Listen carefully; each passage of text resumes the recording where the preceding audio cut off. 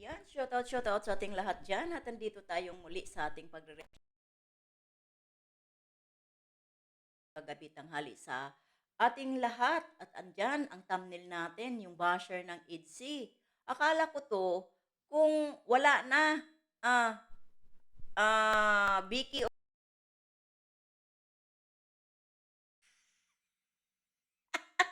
peace,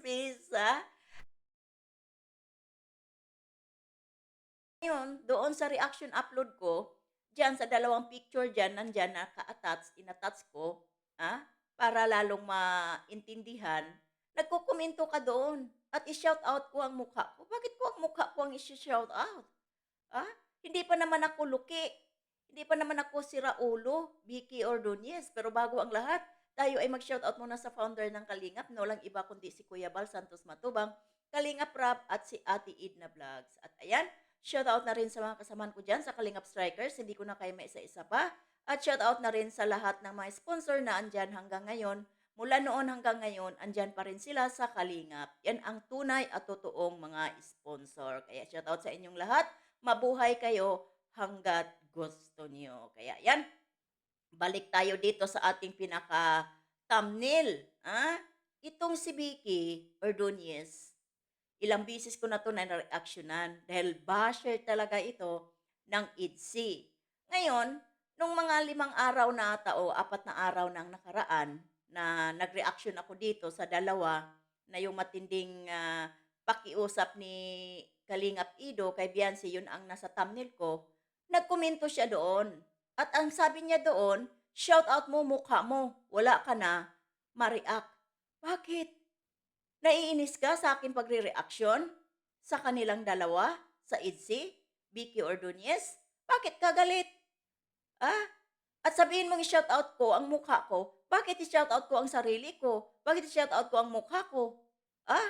Gawain yun ng mga luki-luki. Gawain yun ng siraulo. Di ba, Vicky? Tulad mo, stress ang abutin mo. Dahil kung nakikita mo lahat ng kaganapan, at nasaksihan mo, yun, mas stress ka lang. Nagre-react ako base sa nakikita ko, base sa emosyon na nakita ko sa kanilang dalawa. O ngayon, sasabihin mo, magkukomento ka sa live ko na yon, sa pagkatapos ng live ko, sa sa comment section, ah, sasabihin mo, i-shout out ko ang mukha ko. Hindi ako ganun. Hindi ako katulad sa inyo na naluki na sa kapapambas dito sa mga love team. Lalo na ikaw, Vicky Ordonez, naluki ka na sa kakapambash dito sa EDSI. Wala ka nang magagawa, lalo na kahapon. Sa interview ni Kuya Bal doon sa Boom Radio kay Kalingap Ido, naririnig ninyo at wala siyang isinamang ibang lalaki, babae nung Valentine's Day, kundi si Beyonce lang. So nasaan na yung mga ibinabaton yung mga salita tungkol kay Ido? Nakisyo mayroong ganito, mayroong si ganyan, may ibang babae at hindi mahal si Beyonce. O ngayon, supalpal sa inyo. Sapul kayo. Doon sa mga isinasagot ni Kalingap Ido kay Kuya Bal sa mga tanong doon sa Boom Radio. O sino ngayon? Ang na-stress. Di ba kayo lang din? Ikaw, Vicky, ang mag-shoutout sa sarili mo, sa mukha mo. Nahihiya kang maglabas sa mukha mo. Lagyan mo naman ng profile yung mukha, yung profile mo, lagyan mo ng mukha mo. Para makikita natin kung gaano ka talaga katapang. Di ba? Basher ka ng IDSI, basher ka na rin sa akin. Di sige, banatan tayong dalawa. Lugi ka, pagkikitaan kita. Maging paldo-paldo ako sa'yo. Vicky, game ka ba dyan? Wala, hindi na kita pinakialaman. At nanahimik ka. Ngayon, papasok ka sa reaction upload video ko. At doon ka magkukomento. Bakit? Ganun ka na? Ka-stress? Pati pagre-reaction ko, base sa nakikita ko sa mga action nitong dalawa. Gigil ka?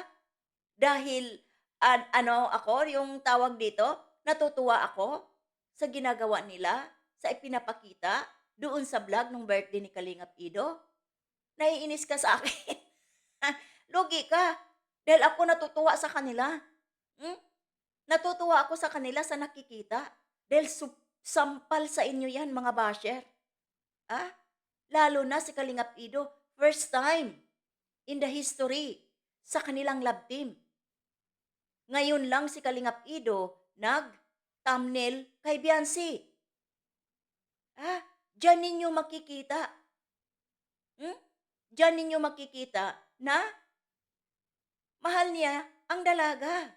Kung sino man yung ibinabato ninyong mga babae dito kay Kalingap Ido, ngayon naririnig ninyo at nakikita niyo na walang ibang babae isinama si Kalingap Ido nung Valentine's Day sa araw mismo ng mga puso, kundi si Beyonce. O ngayon, ha? Vicky Ordonez at sa iba pang basher ng IDSI, manigas kayo. Wala kayo nang makukuha pa diyan. Ah, dahil tiki na si Ido ni Beyonce. Si Beyonce naman, tiki na ni Ido. So, kahit sino pa ang ibabato ninyong babae dito kay Kalingap Ido, walay kayo. Walay na walay. Ah, kaya stress ang aabutin niyo, lalo ka na, Vicky Ordonez. Ah, stress ang abutin mo sa akin. Kung ako ang binabantayan mo sa pagre-reaksyon dito sa dalawa, maiinis ka sa akin. Bakit? Hindi kita binabalahura. Hmm? Nagbase lang ako sa komento mo. 'Di ba? Oh, ang ibabato mo sa akin, kundi gurang, matanda. Ay wala ka na doon. Dahil darating din ang panahon, natatanda ka. Imalay ko ba din, matanda ka na din. Dahil hindi ka nga nagpapakita. Kasi karamihan sa mga basher, ah, kasing edad ko na din. Pero kung makapambato ng mga salita dito sa mga dalaga, ah, Kalingap Angel, ay akala ninyo kung ano na kayo. Ah, ang gaganda ninyo, ang sisiksi ninyo, perpekto yung mga katawan ninyo. 'Di ba, mga hugis ng katawan ninyo. Kaya nga hindi kayo makapagpakita ng mga sarili niyong picture, yung totoong picture na kayo. Kasi nahihiya kayo at hindi lang sa nahihiya, takot kayo mabalandra yung mga pagmumukha ninyo diyaan mai-thumbnail. Yun ang kadahilanan kaya kayo ay nagmaskara, nagtatago. Itinatago ang sariling anyo. Ang tatapang ninyo magkokomento sa comment section dahil hindi kayo kilala. Kung ano-anong mga memes diyan ang ginagamit ninyo sa mga profile picture ninyo kaya makapagbitiw kayo ng mga salitang hindi ka nais-nais. 'Di ba? Gano'n ang mga taong duwag. Katulad mo, Vicky Ordonez, hindi mo man malagyan ng totoong picture mo. Kung sakaling maglagay ka diyan, hindi ako maniwala picture mo 'yun, ikaw 'yun. Talaga as in. Lalo na kung ikaw nung mga nakaraan, kung magbibitaw ka ng mga salita tungkol sa IDSI ay wagas. 'Di ba, Vicky Ordonez? Magmamatapang kayo, lumabas kayo sa mga sarili ninyong pangalan. Ah, kayo mga basher, ang tatapang ninyo, eh. Ang tatapang ninyo, akala ninyo dahil hindi kayo kilala. Pero makilala at makilala din kayo. Ah, dahil magsasawa din kayo sa hakatago sa mga sarili ninyo. Hmm? Tulad ngayon, ang daming basher ang Fran Joy. Ang daming basher kay Joy. Ah, ang tatapang kung ano-anong mga salitang binibitawan. Pero nagtatago naman sa totoong anyo. Bakit sila nagtatago? Dahil kilala sila. Kasi kung hindi kilala 'yan, hindi 'yan magtatago, hindi 'yan gamit ng ibang profile picture, 'di ba? Ikaso kilala sila. Yung mga salitang binibitawan nila, doon mo makikita na nanonood ang mga ito. Kasi updated, eh, 'di ba? Ganito kayo mga basher at isa ka diyan, Vicky Ordonez. Ah, basher ka ng IDSI. Kaya nga kita na-reaksyonan nung mga nakaraang buwan. 'Di ba? Dahil sa mga ikinukomento mo. Ngayon, magkokomento ka diyan, shout out mo mukha mo. Wala ka na ma-react. Bakit wala na akong ma-react? Nabubwisit ka lang sa pagre-reaction ko dito sa dalawa. Iyon lang yun. Hmm?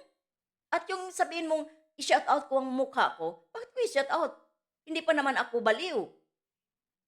Matino pa naman ang isip ko. Ha, Vicky? Oy, kawawa ka naman. 'Di ba, Vicky?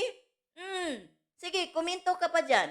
Iko-content kita ng iko-content. Pagkikitaan kita. Paldo-paldo ako sa'yo. Ikaw, wala kang kita sa akin dahil nandiyan ka lang sa comment section. Ako, kikita sa iyo. Sa inyo, mga basher. Kikita kami sa inyo, mga reaktor. Sige, komento pa kayo. Tago kayo ng tago sa sarili ninyong anyo. Gamit kayo ng ibang mga memes dyan. Wala kami pakialam.